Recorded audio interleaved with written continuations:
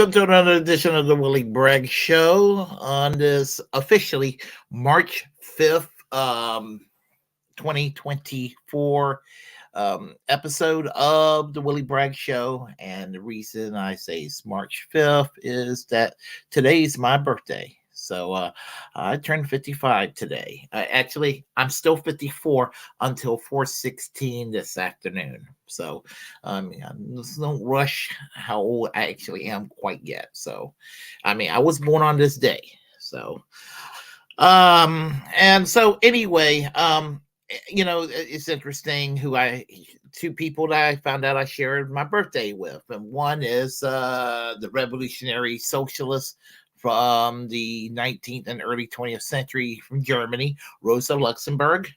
And I also share the same birthday with Mark E. Smith from The Fall, a British new wave band that I guess no longer exists when Mark E. Smith died back in 2018. And I will play some of his music, but copyright being what it is, I will probably be in danger. So, sad I can't do that. So anyhow, I hope everybody's doing well. I'm going to say my greetings to you all before I get to the meat and potatoes. I would have streamed earlier, but it was I have to go to work tomorrow night.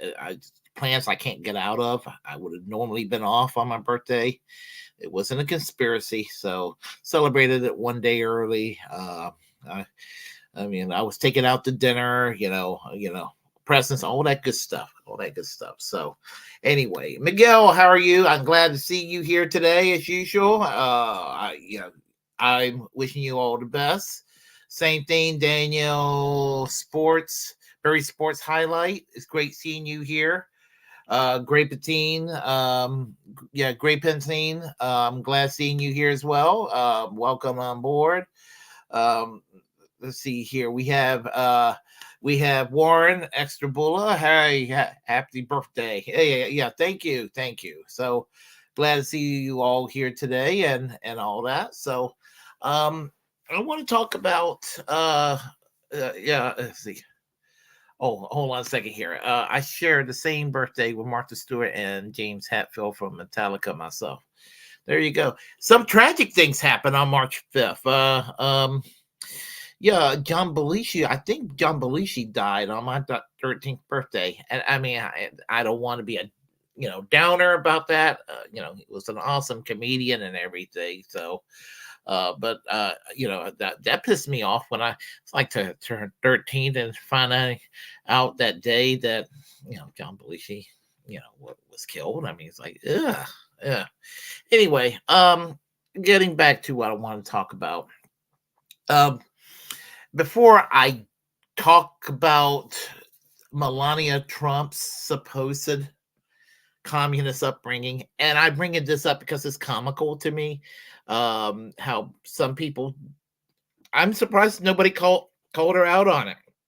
I'm not even saying that is a bad thing. I'm just, but it's true. She had a communist upbringing.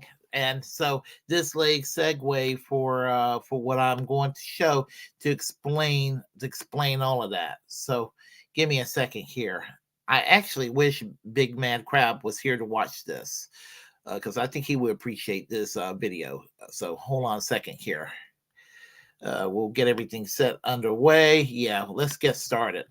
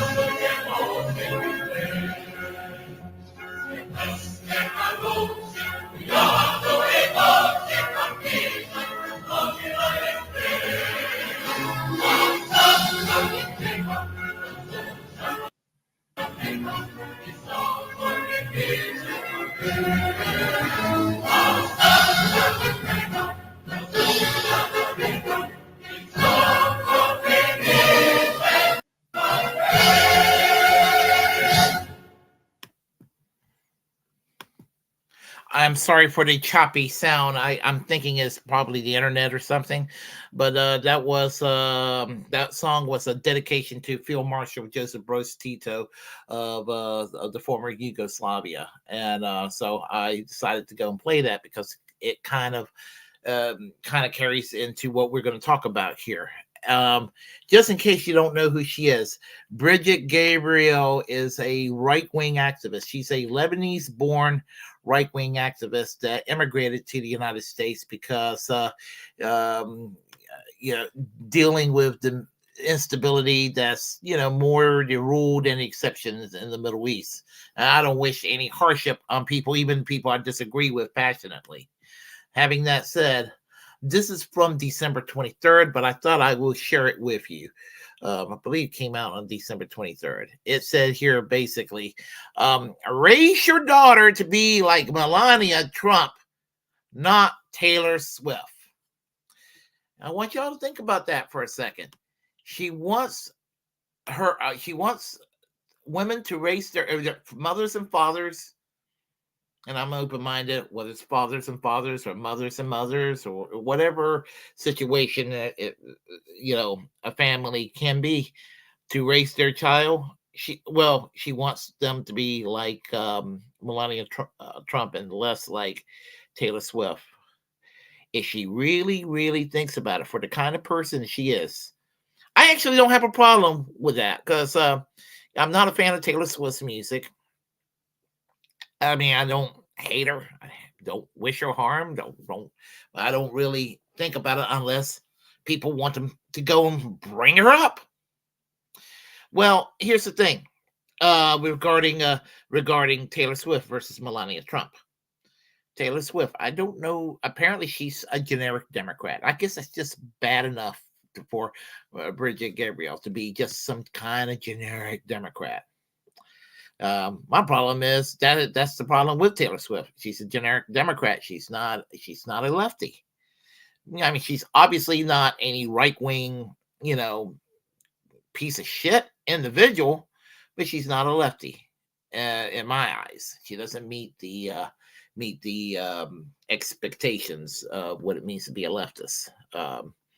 And my expectations and criteria is not that high. I mean, it's not. The country's so far to the right that the very basic that I would expect out of somebody who's politically enlightened, it shouldn't be, this country's so far to the right that you have people who are called far left here that would be in the dead center in other countries. Chris had just said that the Democratic Party, put the Democratic Party in any Western European country, they would be as right-wing, if not further right, than the conservative movement in continental Europe. See where I'm going with this? So this is why I wanted to bring that up, because for example, when it comes to oh, where are you? Oh, okay, here we go. Field Marshal Tito basically was the Field Marshal of Yugoslavia until his death in 1980. He was head of the partisan movement over there and during World War II and fought against Hitler and gave the Germans an ass whooping. If you ever watch the portrait of the three leaders, FDR, Churchill, and Stalin meeting at Yalta, another person that was there was Field Marshal Tito, but he wasn't. But he played a big role in the defeat of Hitler, and it's a forgotten piece of history by Americans. After World War II, the Yugoslavian Socialist Federation was, in existence, with him being the supreme leader. And at the very beginning, he was basically as harsh as what people made out of Joe Stalin. And I believe that the Yugoslavia, was also part of the Warsaw Pact, but it was one of the first countries to successfully break from the Warsaw Pact because there was disagreement between Stalin and Tito on the branding of communism that being exploited. He was more independent minded, had his own vision of what he believed communism would be. And so he wanted that vision supplanted in places like Greece and Albania. And again, Yugoslavia was a police state in its early years. Oh, I would say probably by the 1950s, Yugoslavia started to liberalize overall, and economically, you could say that Yugoslavia today would be kind of like China's version of communism that exists, what they call a Leninist capitalism. But probably more public ownership still existed in Yugoslavia under Tito than under the current government in China. Well, anyway, getting to make a long story short, um, what they basically engaged in amounted to something I like to call decentralized public ownership, where they gave literally a greater role to the workers in the economy. So basically, where state-owned enterprise that were services for the people ran more like a co-op than just some top-down structure. And so there's where the democratization began, right there. And if you will, it might be like a cross between, let's say, Sweden style socialism today and Cuba style socialism today. If you were to mix the Swedish system and the Cuban system and meet something in the center, I would say that would describe Yugoslavia under Field Marshal Tito. Political freedoms were allowed. You could criticize your government. You had a free press. You had basically the same civil liberties and freedoms that came with any Western democracy around. So you kind of had the best of both worlds with Field Marshal Tito. And so Yugoslavians enjoyed a very high standard of living. It was the tourism industry was thriving because Yugoslavia was one of the cheapest places to visit in Europe at the time. So as far as tourism, you had the culture, you had the food, you had a history that was just as intriguing as any part of Europe at that time, where people normally go, whether they go to England or go to France or go to Germany or what have you. I mean, Yugoslavia was like was kind of like that, but you got more out of your tourist dollars when you went to Yugoslavia, and the people benefited too. The people benefited a great deal. When he died in 1980, the country crumbled apart.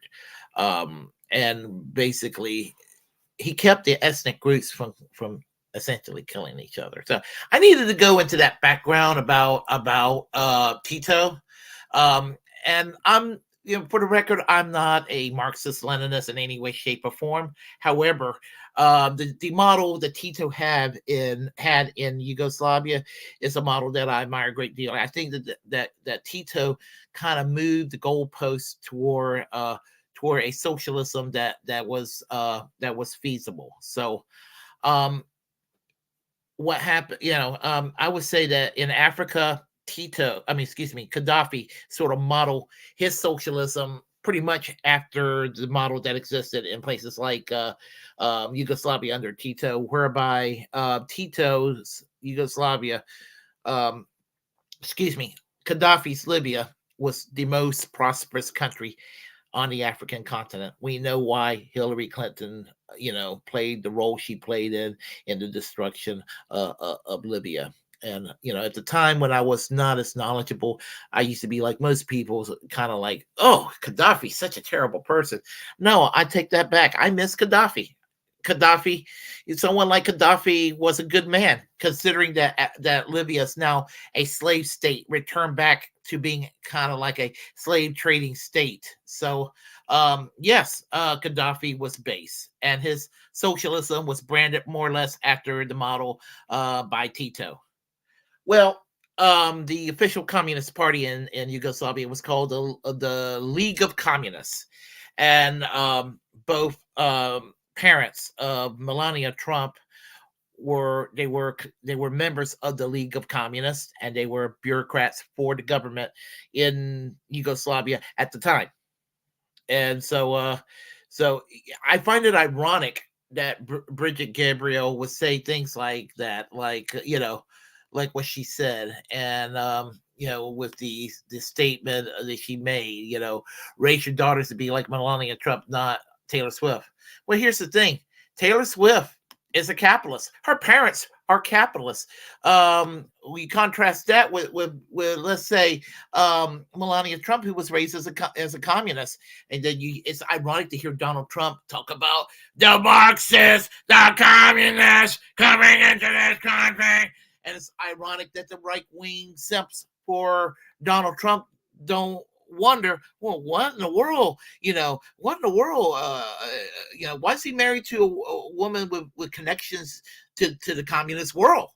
So that's my point right there, and I just think it's a little bit ironic that Melania Trump, and who had, I don't think she's a communist or anything like that,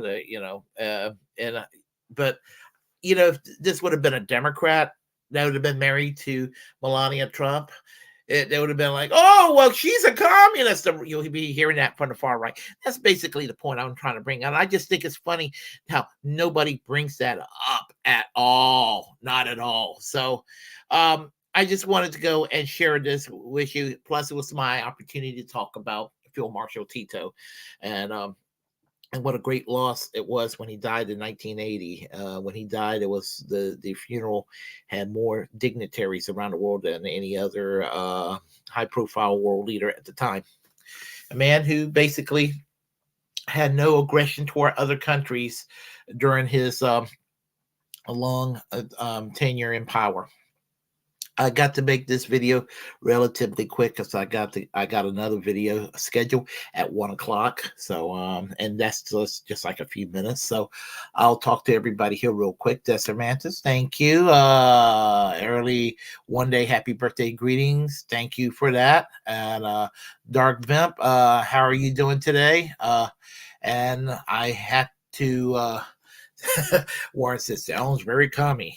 Yeah, I am actually having an argument with somebody online about that right now. So suffice to say, if you like what you heard, everyone, if you like what you heard, press like and comment anyway. If you disagree with what I have to say, we'll have a conversation.